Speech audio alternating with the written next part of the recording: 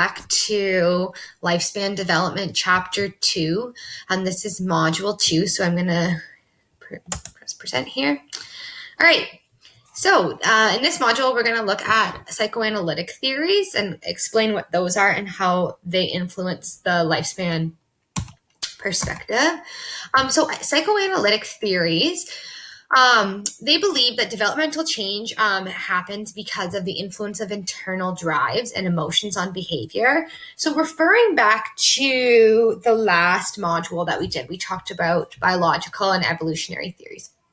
And so one of my recommendations for students as you're studying and trying to kind of go through the material and remember, I recognize that there's so much new concepts that you're kind of being exposed to all at once. So what I always recommend students doing is thinking of like just a few words that represent each theory.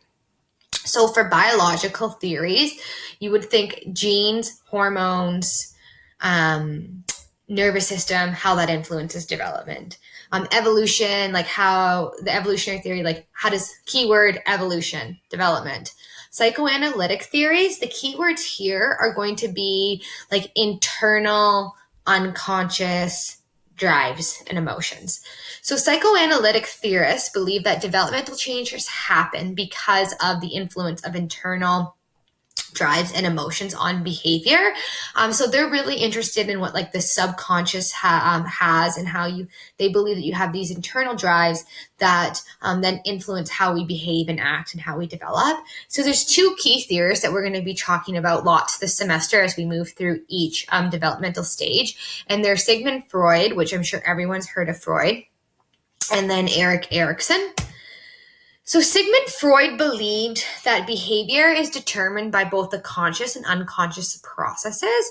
So like in his time, I always explain it as he was a theorist during an era where sex was not something that was really talked about. So in our society today, we live in like a highly sexualized culture. And so kind of sex is in your face when you watch TV, things like that. It's like very like out there. So at this time when Freud was a theorist, sex was something that was really not talked about. It was like very hidden. And he believed that we had, as humans, we have these like psychosexual drives that that we might not even be aware of that influence our behavior. And so his theory coined that behavior is determined by both the conscious and also the unconscious processes.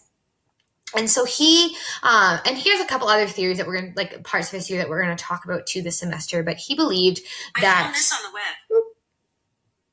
Sorry, my watch is talking to me. He believed that the personality was fully formed by the age of 6 and that there was 3 key parts. So you have the id. So the id contains, oh my goodness, dogs barking. My house is crazy, kids crying.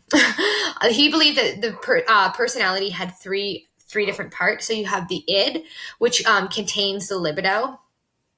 And the id operates on like the pleasure principle. So under the id, the purpose is to seek pleasure and avoid pain. Then there's the ego, which is the part of our personality, and its job is to keep the needs of the id satisfied while also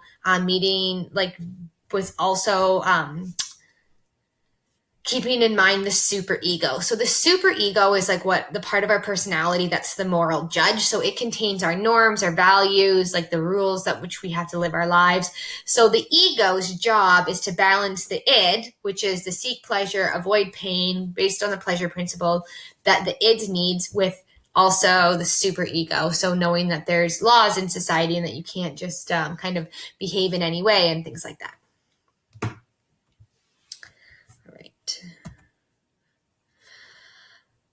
Oops, wrong way. Oops. Okay.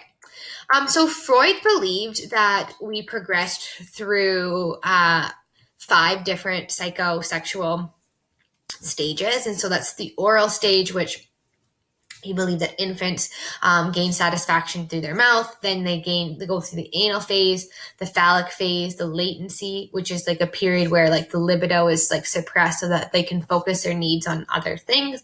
And then the genital stage. So each week we're going to talk, or each developmental stage we're going to go through. We're going to talk about each one of these stages. So according to Freud, there's kind of like this, not necessarily like a crisis. That's more Erik Erikson, but he believed that you had to like satisfy the needs of each period, or you would develop like a fixation of that. So say we'll give the example of the oral phase. So say they believe infants need like to gain pleasure and like satisfy their needs by sucking, which we know that infants are born with like a strong need to suck, and they do gain pleasure from sucking. So they would say that if you don't balance those needs, then you might have an oral fixation. So say you have an individual who smokes or chews their nails or swears a lot, they would say that potentially their needs weren't met in the oral phase of development. So then we move on to Erikson. So he is also part of the psychoanalytic school of thinking, but his theory is a psychosocial theory. So he believed that development results from an interaction between our inner instincts and also the cultural demand. Also believed that development occurs across the lifespan, and we must move through 8 different crises or dilemmas. And so I have here the chart of each one of those crises. So the first one stage is trust versus mistrust. And this is birth to a year. And he believed like the primary task or crisis was that infants need to learn to trust their environment, or they'd grow up to be mistrustful. So a way that an infant would learn to trust their environment would be through a baby cries and the parent like meets their child's needs. So that would be one way that they would learn to trust. Autonomy versus shame and doubt. So autonomy would be like the demand to kind of do things independently and to have like some control over their environment. So my son is 3 years old and he is in a phase where he goes to me, I'll do it myself. So something as simple as like getting out of the stroller. No, mommy, I can get out all by myself, right? So he's trying to assert autonomy like over his life. So you see children are increasingly becoming more independent, especially towards the age of 3.